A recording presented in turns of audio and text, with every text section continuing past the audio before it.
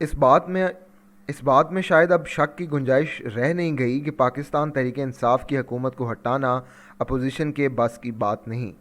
اس کی جہاں اور بہت سی وجوہات ہیں، وہیں اپوزیشن کا حکومت کو ہٹانے کے بعد کے معاملات پر اتفاق ہونا ممکن دکھائی نہیں دیتا۔ ایک طرف بلاول بھٹو زرداری اور ان کی پیپلز پارٹی ہیں جو چاہتے ہیں کہ اس حکومت کو کل کی بجائے آج ہی چلتا کر دیا جائے۔ مولانا فضل الرحمان اس حوالے سے ان سے مکمل طور پر متفق بھی ہیں۔ اس کی بھی وجوہات ہیں۔ مولانا فضل الرحمان چاہے کبھی بھی انتخابات ہوں، پاکستان کے وزیر اعظم تو بننے سے رہے۔ وہ تو چاہیں گے انتخابات ہوتے ہیں یا نہیں ہوتے، موجودہ حکومت کو جانا چاہیے کیونکہ وہ بس حکومت سے نفرت کرتے ہیں۔ بلاول کی طرف دیکھا جائے تو وہاں بھی صورتحال کچھ ایسی ہی ہے۔ سندھ کو پیپلز پارٹی سے کوئی نہیں لے سکتا اور پنجاب اس کی جھولی میں کوئی ڈالے گا نہیں۔ خیبر پختونخوا اور دیہی سندھ سے چند مزید نشستیں حاصل ہو بھی جائیں تو بھی پیپلز پارٹی اس پوزیشن میں نہیں آئے گی کہ وفاقی سطح پر حکومت بنا لے۔ اس کے لیے اسے ایک بار پھر مسلم لیگ نواز یا پھر مسلم لیگ کاف بما دیگر چھوٹی جماعتوں کی ضرورت ہوگی، اور ان سب کے مل جانے کے باوجود شاید ضرورت پوری نہ ہو سکے۔ لہٰذا بلاول بھی چاہیں گے کہ انتخابات ہوں یا نہ ہوں، حکومت تبدیل ہو جائے تو سندھ حکومت کے سر پر منڈلاتا گورنر راج کا مسلسل خطرہ بھی ٹل جائے گا اور نیب وغیرہ سے بھی کچھ ریلیف ملنے کی امید پیدا ہوگی۔ لیکن حقیقت یہ ہے کہ پاکستان میں یہ حکومت گرانے کی طاقت صرف مسلم لیگ نواز میں ہے، اور اس کو حکومت گرانے کی کوئی جلدی نہیں۔ کیوں؟ نواز شریف اس وقت نااہل ہیں اور ان کی صاحبزادی بھی نااہل ہیں۔ فوری تبدیلی کی صورت میں یہ دونوں حکمران تو بننے سے رہے۔ شہباز شریف کے نام پر پیپلز پارٹی متفق نہیں ہو سکتی اور خاندان سے باہر وزارت عظمیٰ جانے نہیں دی جائے گی۔ اندر کا حال جاننے کا دعویٰ رکھنے والے تو یہاں تک کہتے ہیں کہ ان ہاؤس تبدیلی کے لیے سب راضی تھے، ایاز صادق کے نام پر اتفاق بھی ہو گیا تھا، مگر یہ گھر سے باہر کی وزارت عظمیٰ والے اصول پر ہی یہ کھیل خراب کر دیا گیا۔ یوں بھی مسلم لیگ نواز کو سرویز میں اپنی مقبولیت اور عوام میں مہنگائی اور بے روزگاری کے حالات دیکھ دیکھ کر شاید یہ یقین ہو چلا ہے کہ انتخابات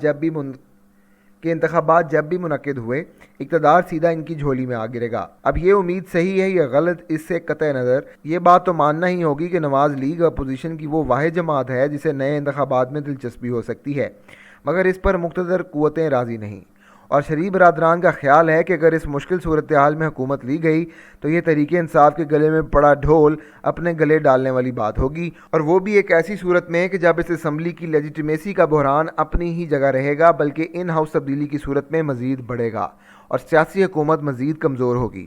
یہ سب کرتے کرتے بھی کچھ نہیں تو 6 ماہ لگ جائیں گے، اور کسی بھی آئینی مدت کا آخری سال تو یوں بھی الیکشن کا سال ہوتا ہے، تو پھر ایک سال کے لیے حکومت کا مزہ لینا بھی کس کام کا کہ جب اس کی ساری لان تان بھی اپنے گلے آ پڑے، اور ایک سال میں کوئی بھی کیا تیر چلا سکتا ہے۔ سو معاملہ یہ ہے کہ موجودہ اپوزیشن عمران خان حکومت کو گرانے کی کوشش یوں نہیں کر رہی کہ یہ چاہتی ہے کہ عمران خان اپنے 5 سال مکمل کریں تاکہ ان کا انتخابات تک صفایا ہو چکا ہو، جو کہ خیر اب اتنا بھی آسان نہیں، مگر کم از کم نواز شریف کو تو شاید یہی لگتا ہے۔ لہٰذا یہ تو طے ہوا کہ اپوزیشن کے متحارب مفادات کی موجودگی میں اس کا عمران حکومت کے خلاف اکٹھے ہونا ممکن نہیں، اور اس طرح یہ سامنے آیا کہ عمران حکومت کو گرانے کے لیے کچھ دیگر قوتوں کو ہی کچھ کرنا پڑے گا۔ مگر سہیل وڑائچ کا ہفتے کو لکھا کالم پڑھیں تو یہ واضح ہے کہ مقتدر قوتوں کی جانب سے عمران خان کو پیار سے سمجھایا جا رہا ہے کہ باز آ جائیں ورنہ نقصان اٹھائیں گے۔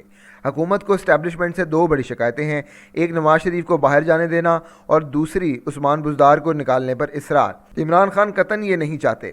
اپنے کالم میں سہیل وڑائچ نے عمران خان کو کچھ مشورے دیے ہیں جو قائرین تک ہم بھی پہنچا دینا چاہتے ہیں، کیونکہ اگر کوئی خبر سہیل وڑائچ کے پاس سے آ رہی ہے تو یقیناً اس کی آواز اوپر والوں تک بھی پہنچے گی۔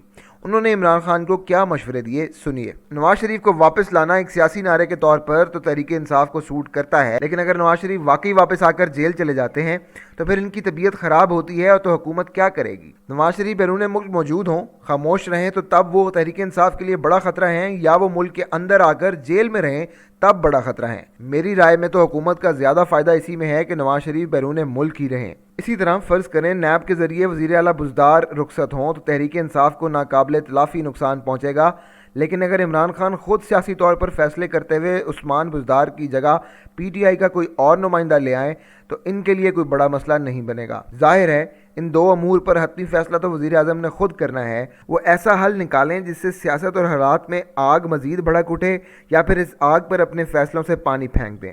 افسوس تو یہ ہے کہ کوئی بھی ماضی سے نہیں سیکھتا۔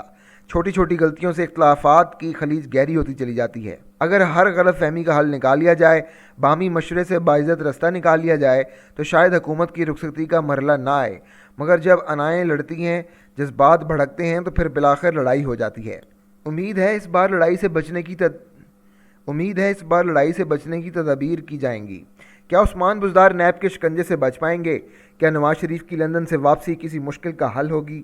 اگر نہیں تو حکومت بھی تو سوچے کہ کیا ایک بحران سے توجہ ہٹانے کے لیے دوسرا بحران کھڑا کرنا کیا ایک مسلسل سیاسی حکمت عملی ہو سکتی ہے؟